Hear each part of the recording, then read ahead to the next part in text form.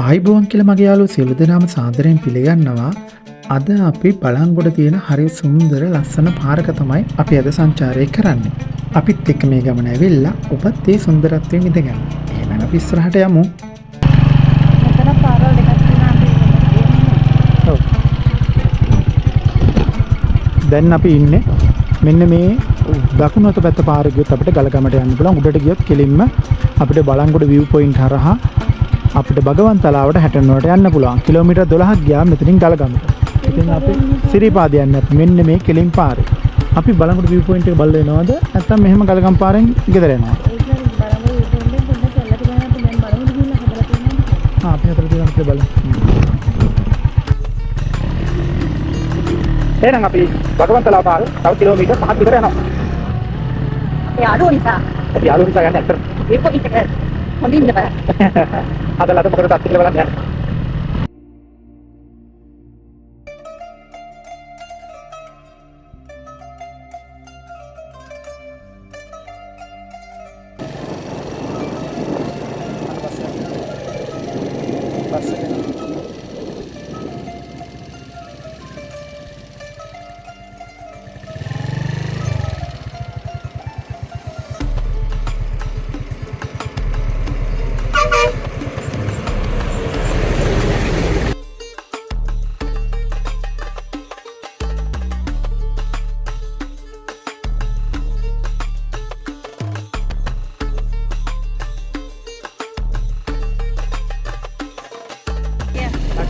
අර ඈතින් පේන්නේ බලංගොඩ view.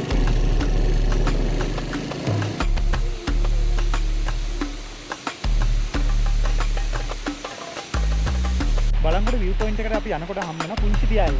මේ දියැල්ල ගාව පොඩ නතර වුණා. මේ දියැල්ලේ සුන්දරත්වය බලන්න. හරිම ලස්සනයි. මේ දියැල්ල සුදු පාට වගේ පාටක් තියෙන ගලකින් තමයි මේක ගලාගෙන වැටෙන්නේ. හරිම ලස්සනයි. ඒ වගේම මේ පැත්තේ මීදුම බර වේගෙන යන්නේ මේ හඳු මුදුන් වල තියෙන වනාන්තරවලට. මේ සුන්දරත්වයක් අපිට ඉස්සරහදී ඉඳ ගන්න පුළුවන්. අපි යමු ඉක්මනට. මොකද මේ සුන්දරත්වයේ ඉඳ ගන්න මේ මීදුමේ බරිත වෙන කඳු යායවල් බලංගොඩ view point එක බලන්න ඕන. අපිට යන්න වෙනවා ඉක්මනටම. මේ බලන්නකෝ. වතුර කොච්චර පිරිසිදුද කියලා. මේ උඩ ගෙවල් නෑ එකක්වත්. ඒ නිසා මේ වතුර බිව්වත් කිසිම ප්‍රශ්නයක් නෑ. මේ උඩ තියෙන්නේ මේ උඩ හරිය මේ උඩ මේ මීදුම තියෙන්නේ සමනල අඩවි මේ රක්ෂිතය කියන්නේ මේ හෝඩන් තැන්න පැත්තෙන් වනු කැලේ තමයි මේ තියෙන්නේ උඩහා. ඉතින් මේ කැලේ උඩහා කිසිම මනුස්ස වාසයක් නැහැ. ඉතින් පිරිසිදු වතුර තමයි මේ ගලාගෙන එන්නේ. හෝඩන් තැන්න පැත්තේ. ඒ කියන්නේ මහ එළිය තැන්න ඉඳන් ගලාගෙන වතුර පාරවල් තමයි මේ එන්නේ.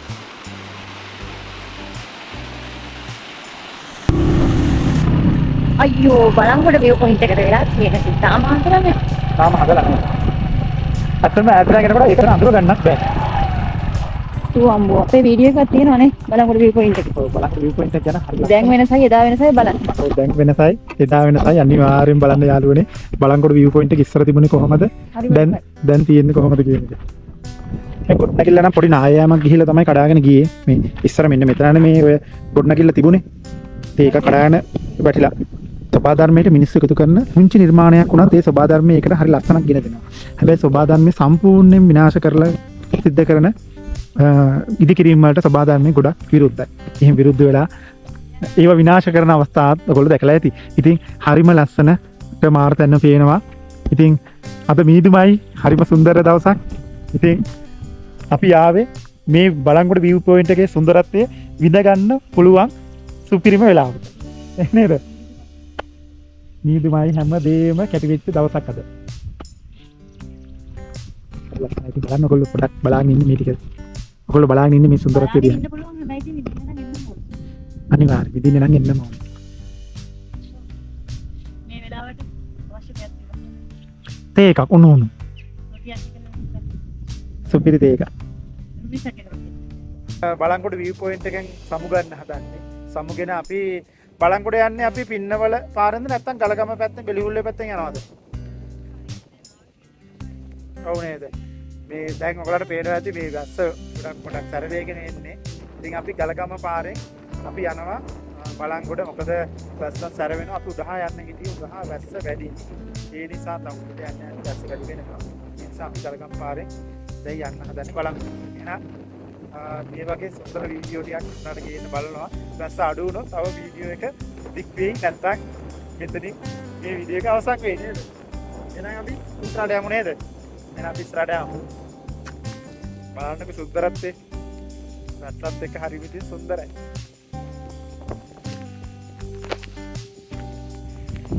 දැන් යාළුවන්ට පේනවා ඇති වැස්ස හොඳටම සැර වෙලා තියෙන්නේ. ඉතින් අපිට අද වීඩියෝ එක මෙතනින් එහාට කරගෙන උඩහට යන්න විදියක් නැහැ. අපි හිටියේ භගවන්තලාව පැත්තට වෙනකම් යන්න. තව සුන්දර view point එකක් තියෙනවා. ඒ view point එක බලන්න යන්න තමයි අපි හිටියේ. අපිට ඉතින් මෙතනින් සමු ගන්න සිද්ධ වෙනවා.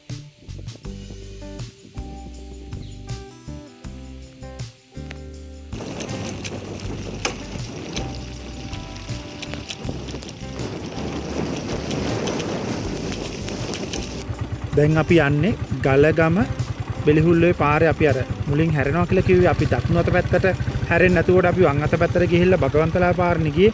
අපි දැන් යන්නේ ඒ පාරේ නැතුව වම් අත පැත්තට තියෙන ගලගම පාරේ යනවා බෙලිහුල්ලේ පැත්තෙන් බලංකොට්ට යන්න. බලන්නකො මේක මහා විශාල වනාන්තරයක් වගේ පාරක්. පාරේ වාහන ගිහිල්ලත් නැහැ වැඩිය.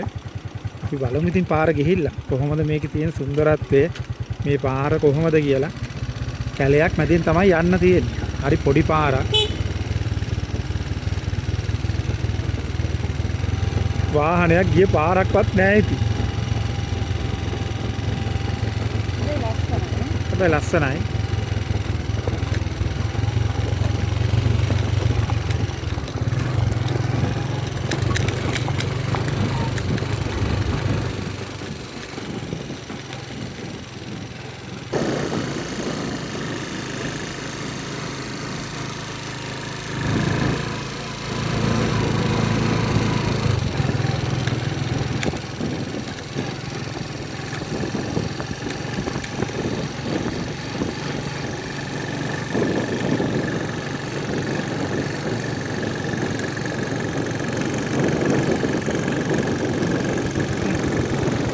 ඉතින් අපි ගලගම බොරංගමු පාරෙත් ආවා. හරිම සුන්දර අත්දැකීමක් තමයි. හරිම ලස්සනයි. ඔයගොල්ලෝ දැක්කනේ මේකට තිබිච්ච හැටි පාරේ. ඉතින් මේ පාර කියන්නේ ලංකාවේ තියෙන සුන්දරම පාරවල් වලින් එකක්. එහෙනම් අපි ඉස්සරහට යමු. තව සුන්දර තැන් පොඩ්ඩක් ඔය බොරංගම පැත්තේ එනක තැන පොඩ්ඩක් සවුත් වෙයි. නැත්තම් දිගටම පාර සාමාන්‍ය තත්ත්වෙන් තියෙනවා. ඕනම බයික් එකකට සාමාන්‍ය වාහනයකට යන්න පුළුවන්. ඉතින් එහෙනම් මේ පාරේ පල්ල වෙන ඇති බයික් එකේ වැස්සත් එක්ක ලිස්සනවා. ඒ නිසා පරිස්සමෙන් එන්න ඕනේ. තව ඉස්සරහට යමු. ඊට පස්සේ අවුලන්නා පාර. පයිනස් ඇති. මේ පාර දිගට පයිනස් කොළ වැටලා හරිම ලස්සන විදිහට මේ පාරේ අමුතුම ලස්සනක් ඇවිල්ලා තියෙනවා. ඉතින් මේ ලස්සන බලන්න ඕන නම් අනිවාර්යයෙන්ම මේ මාර්ගේ එන්න. එහෙනම් අපි ඉස්සරහට යමු.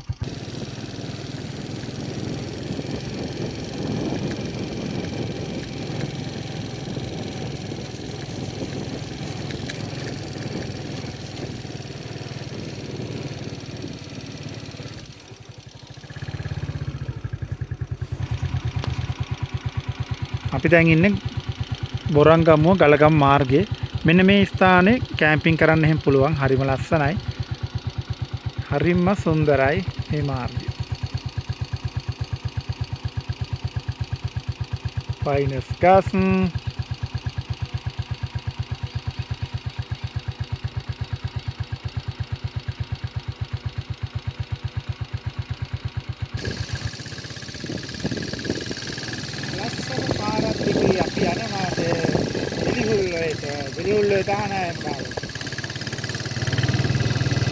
අනිවාර්යෙන් මේ පාර දිගේ යන්න කොල්ලෝ.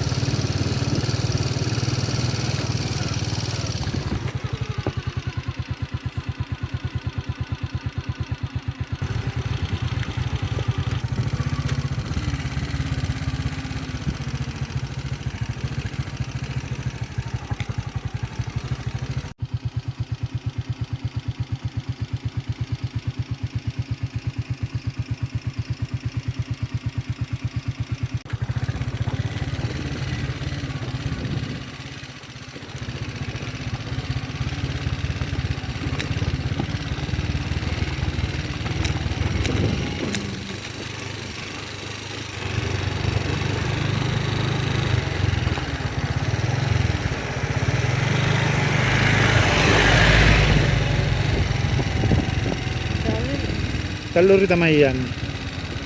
ආයිත් තල්ලෝරියක් ගියානේ. අපිට හම්බුන එකම වාහනේ මේ පාරේ යනකොට නේ. මේ වගේ තමයි යන්නේ. ඔව් ඔව්. ඔන්න අපි සම්පූර්ණයෙන්ම කැලෙන් නිදහස් වුණා.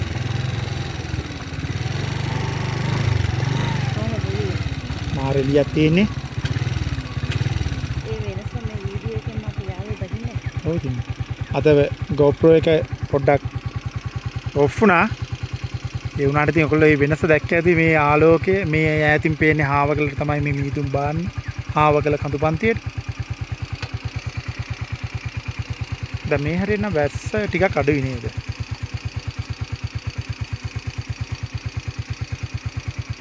මිහිඳුන් බැහිලා යනවා හාවකල කඳුපන්තිය. අපි දැන් ඉන්නේ ලන්දුයාය කියන ප්‍රදේශයේ. එහෙනම් ආයේ සුන්දර තැනකින් අපි හම්බ වෙමු. අපි දැන් ඉන්නේ ගලගම හරියේ. ඒ කියන්නේ ලන්දුයාය ගලගම අතර ඉන්නේ. මේ හරියට හරිම සුන්දර විදිහට පේනවා කෝඩන් තැන්න පැත්තේ කඳු මුදුන් ටික.